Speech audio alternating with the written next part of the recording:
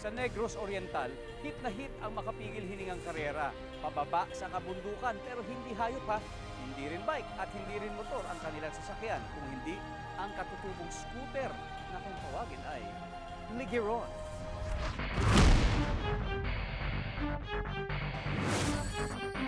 Sa bayan ng Valencia, Negros Oriental, isang extreme sport na umusbong. Ito ang Ligeron Race. Karera ng katutubong bersyon nila ng scooter, ang Ligeron. Ang Ligeron Race sa Valencia ay unang isinagawa noong 2013 sa pangunguna ng musician, radio host at eco-warrior na si Nicky Dumapit. Maayong gabi mga ka-amazing! Ako si Nicky Sanchez Dumapit. Tara, samahan niyo ako sa masayang karera ng Ligeron. Ang Ligeron ay isang four-wheeled cart na gawa sa kahoy at kawayan. Ang Ligeron ay matagal nang ginagamit na panghatid ng mga gulay at prutas na inani mula sa matataas na lugar papuntang kabayanan. Pero ang pinaka-paborito ng mga kabataan, ang downhill race na buwis buhay. Ready na ba kayo mga Ligeron riders? Ready, set, go! Dalawa lang yung kategory, 15 below, 15 up. Yung 15 below, yun yung mga beginners. At yung 15 up, yun yung tinatawag ng expert.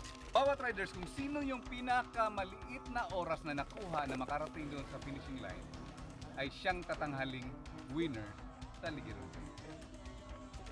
Masisiguradong safe ang mga participants dahil bago ginanap yung race, may consultation muna ginawa doon sa mga riders at sa mga parents. Tinatanong namin kung kailangan ba ng helmet para safe silang lumahok sa Ligeron race. Pero lately, bihira na yatang isagawa ang event sa Valencia.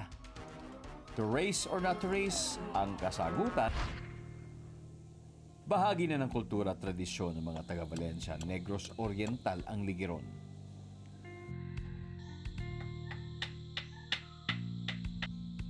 Inaabot daw ng 5 araw ang paggawa ng isang Ligeron. Bilang na nga ba ang araw ng Ligeron Race sa mga taga-Valencia? Matagal na po ang huling Ligeron race.